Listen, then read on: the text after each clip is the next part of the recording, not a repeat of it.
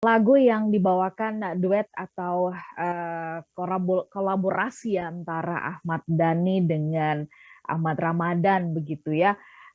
Cul-de-sac, lagu yang syarat dengan makna dari setiap liriknya ini mengajarkan kita atau mengajak kita untuk merenungkan tentang keberadaan kita di hadapan Tuhan dan keberadaan agama yang kita yakini gitu ya, sebagai jalan menuju Tuhan. Tapi seringkali agama menjadi demikian kerasnya gitu ya di sekeliling kita saat ini, sehingga kok nggak menggambarkan sebuah kebahagiaan dan cinta ya. Selamat pagi smart listener dan juga sahabat yang bergabung. Religion, love and happiness itu yang menjadi topik bahasan kita di kesempatan pagi hari ini. Apakah itu ketiga hal yang dipertentangkan atau semestinya itu adalah ketiga hal yang begitu manisnya harusnya ya, kita mengaku sebagai orang-orang yang beragama, maka sangat dekat sekali dengan love dan kebahagiaan. Apakah seperti itu semestinya? Selamat pagi, smart listener, dan Anda semuanya yang bergabung bertepatan dengan peringatan Hari Jumat Agung. Hari ini kami tetap hadir untuk Anda semuanya. Kami ucapkan selamat memperingati Jumat Agung bagi Anda yang merayakannya di kesempatan hari ini. Selamat pagi, Pak Arfan. Selamat pagi Mbak Ola, apa kabar hari ini? Hari ini bahagia banget, hitam-hitam nih. Ya, selamat hari Jumat Jumat Agung. Agung. Terima kasih, Mudah-mudahan ini Pak. Paskah ini membawa banyak cinta ya. Siap, Pak. Ya. Terima kasih, Pak Arfan. Baik, Pak Arfan, lagunya ya kalau tadi mungkin sepintas kalau kita nggak ngikuti dari awal kok kayak agak mencekam ya, karena iya di dalamnya penuh dengan pertanyaan dan pertanyaan ini berkaitan juga dengan hubungan dengan Tuhan. Nah, silakan Pak Arfan ingin memberikan highlight dulu di bagian mana yang mungkin bagian itu yang mengajak kita berpikir lebih begitu. Silakan Pak Arfan. Ya, terima kasih banyak Mbak Ola ya. Jadi ini lagunya bagus sekali ya. Ini judulnya Cul-de-sac. Jadi Cul-de-sac itu dari bahasa Prancis gitu. Itu artinya jalan buntu ya atau dead end gitu ya. Nah, kenapa kita mengalami jalan buntu? Karena kita tidak tahu kita mau pergi kemana gitu. Kita tidak tahu tujuan kita. Jadi di sini Ahmad Dhani menggambarkan dalam lagu ini ya, dia mengatakan, aku bagai buih di laut biru, tersapu ombak, terhempas badai. Aku bagai debu di padang pasir, terseret angin, terbakar panas. Ya, jadi itu menggambarkan kan bahwa kita itu adalah makhluk yang sangat kecil ya, tidak berdaya, powerless, bukan apa-apa gitu ya. Kalau kita tidak punya sebuah pegangan gitu ya. Makanya talkshow kita pada pagi hari ini kita bahas mengenai pegangannya itu. Itulah yang namanya agama kan. Dan tadi Ahmad Dhani tadi mengatakan dalam lagu ini ujungnya adalah tolonglah Tuhan. Memang Tuhan itu adalah penolong kita yang utama gitu ya. Tolonglah Tuhan, beri petunjukmu, jalan yang benar menuju jalanmu agar tidak tersesat di persimpangan jalan. Jadi memang banyak nanti kita akan lihat orang-orang yang tersesat gitu. Ya sudah dikasih agama yang bagus, sudah ada jalan yang benar ya. sudah ada jalan yang benar gitu ya, tetapi kok masih tersesat gitu ya. Dan satu lagi juga kalimatnya juga bagus sekali. Aku bagai bintang di gelap malam, di antara 1000 bintang yang terdampar di puing jagat raya, terkap tak berdaya. Gitu ya. Jadi bayangkan ya di gelap malam kita tuh cuma bintang di antara 1000 bintang gitu, yang terdampar di puing jagat raya, sama sekali tidak berdaya. Kalau kita tidak mengandalkan kekuatan Tuhan sebagai penunjuk jalan kita gitu, Mbak Ola. Oke, tadi Pak Arfan mengatakan ini ya kalau dari lagu ya, nanti ini akan kita gali lebih jauh di topik kita begitu. Smart listener dan juga sahabat yang bergabung, silahkan Anda boleh sampaikan tanggapan atau pendapat Anda gitu ya ke 0812 11 12 959. Kalau menurut Anda sendiri begitu, bagaimana hari-hari kita belakangan ini kalau Anda lihat gitu ya? Apakah artinya kehidupan beragama kita di Indonesia Indonesia ini kan negara yang dikenal sebagai negara yang kaya dengan agama ya. Tapi kalau dibandingkan dengan negara-negara lain, kita masih dinilai sebagai negara yang paling rukun loh ya dengan keberagaman agama ini begitu. Nah, kalau Anda sendiri melihat apa kuncinya ya, apa kuncinya supaya keberagaman kita ini, keberagaman religion ini bisa fokus ya untuk membawa cinta dan kebahagiaan. Silakan Anda boleh kasih pendapat. Kami tunggu di 0812 11 12 959 atau Anda bisa pergunakan live chat ya di YouTube atau juga di Facebook karena kami juga sedang live di sana. Kami jeda sesaat, tetap bersama dengan kami. Dan sahabat yang bergabung, terima kasih Anda masih bersama-sama dengan kami dalam Smart Happiness di kesempatan pagi hari ini bicara tentang religion, love, dan happiness ya. Kita mulai coba kupas begitu, apa sih keterkaitannya gitu. Pak Arfan, ini semalam saya baru ngobrol di salah satu program di Commitment Nation ya dengan salah satu pegiat media sosial ya, Mas Eko Kuntadi ya. Ya bersama dengan Mas Sarto terus kita tanya gitu kan, Mas, kenapa sih apa sih sebenarnya pesan yang ingin dilakukan gitu dengan kok giat banget sih di sosial media tuh ngapain sih gitu. Lalu ia mengatakan bahwa saya ingin apa ya melakukan sesuatu untuk bisa menjernihkan pikiran banyak orang.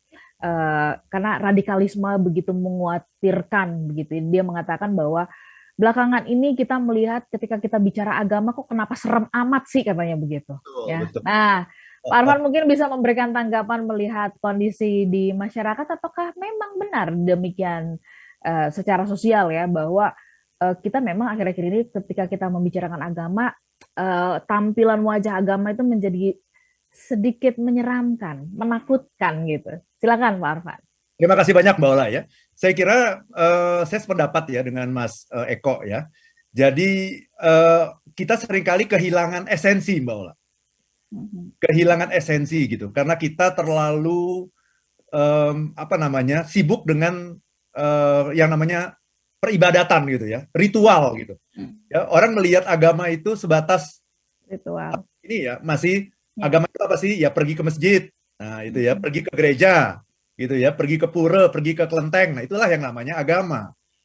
Agama itu sebatas peribadatan kepada Tuhan gitu.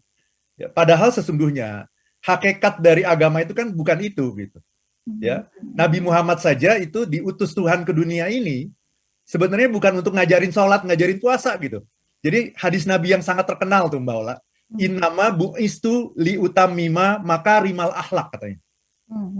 Sesungguhnya aku diutus ke dunia ini untuk menyempurnakan akhlak gitu. Jadi tujuannya adalah bagaimana agar setiap orang itu punya akhlak gitu.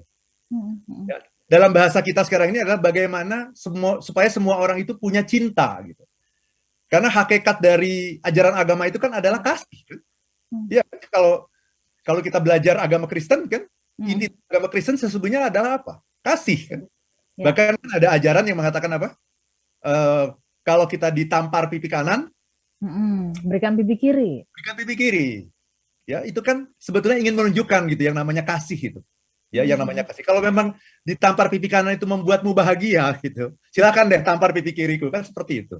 Ya, dalam ajaran Islam juga kan kalimat yang paling sering diucapkan yang sebelum kita melakukan apapun itu adalah Bismillahirrohmanirrohim. Apa itu Bismillahirrohmanirrohim? Dengan nama Allah yang Maha Pengasih lagi Maha Penyayang. Itu kan hakikatnya gitu. Maha Pengasih, Maha Pengasih dan Maha Penyayang. Mengatakan begini, belum beriman seseorang sebelum ia mencintai saudaranya sebagaimana ia mencintai dirinya sendiri.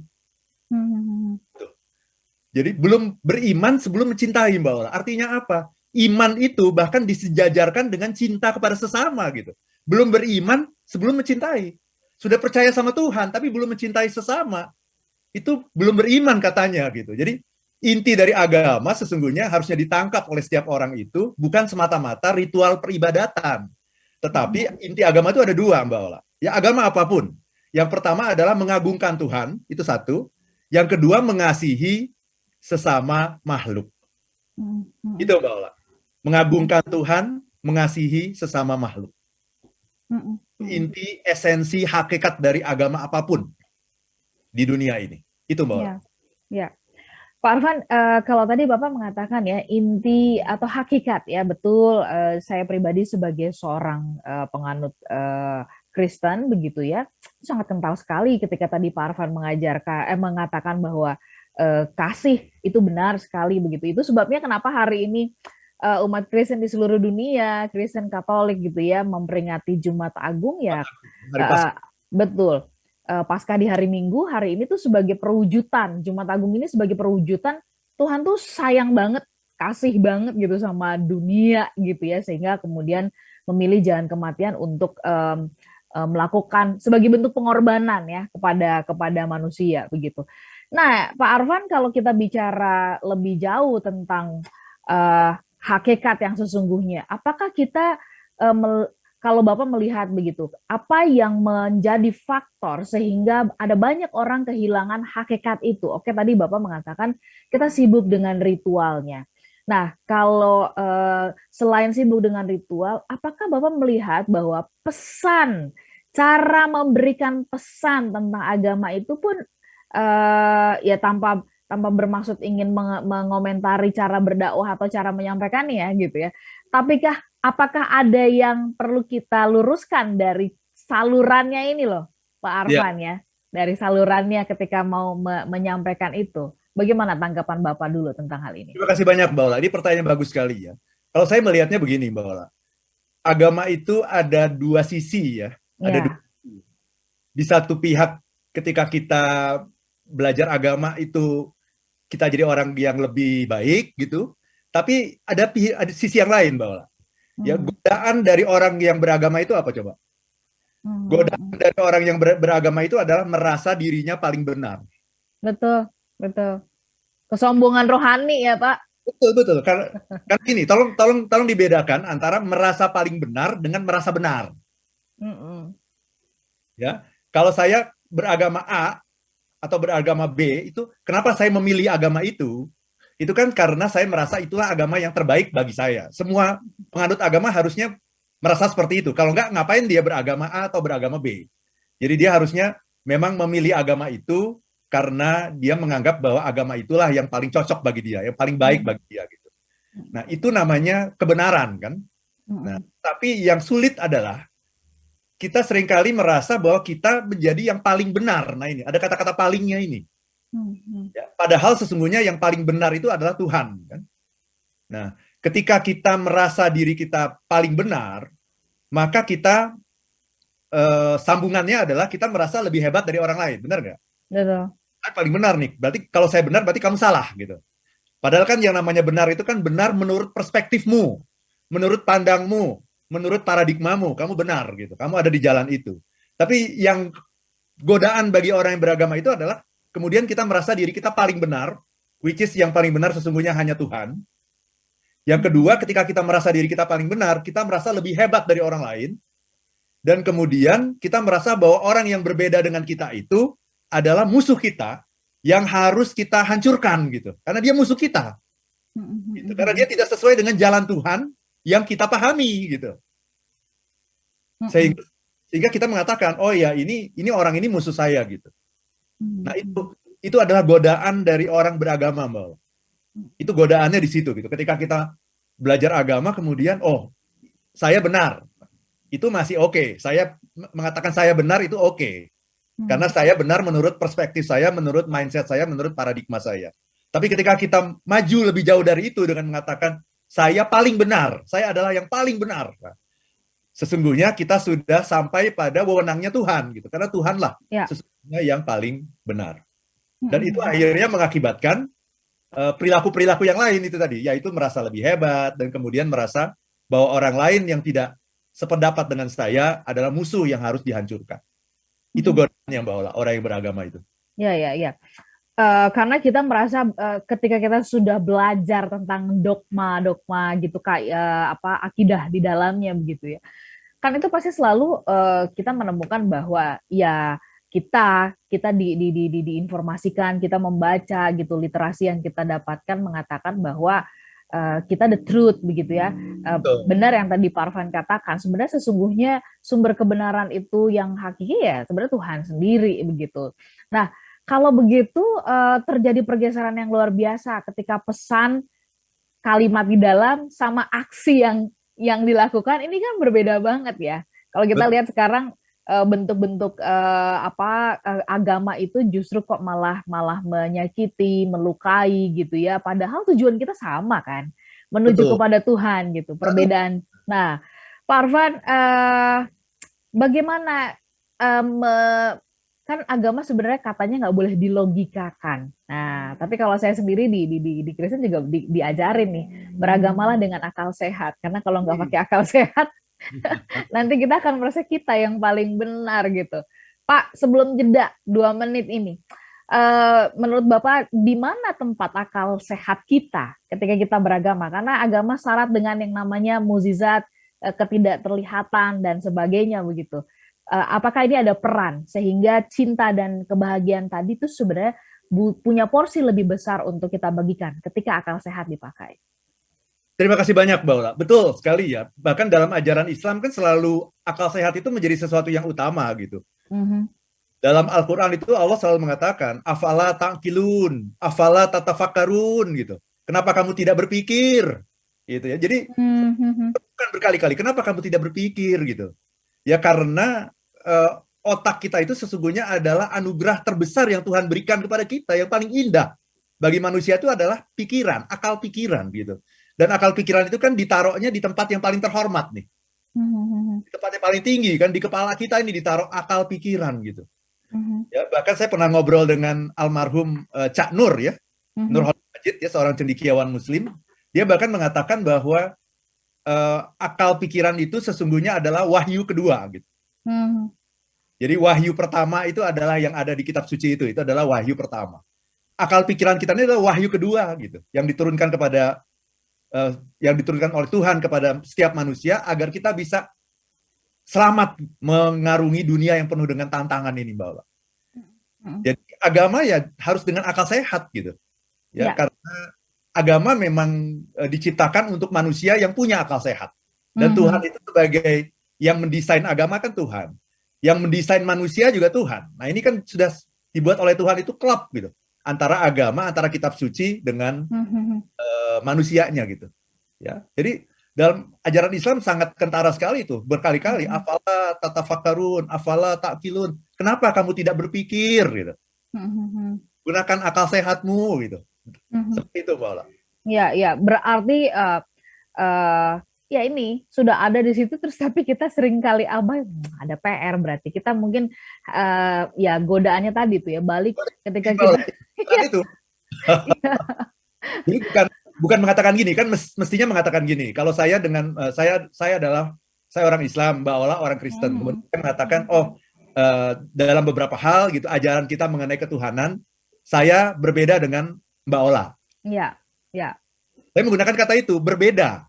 Saya berbeda dengan Mbak Ola gitu. Ya. Mhm. Jadi kita tidak mengatakan oh saya yang paling benar, berarti yang tidak sama dengan saya itu salah gitu. Kita tidak mengatakan seperti itu gitu, tapi berbeda ya memang berbeda gitu. Mhm.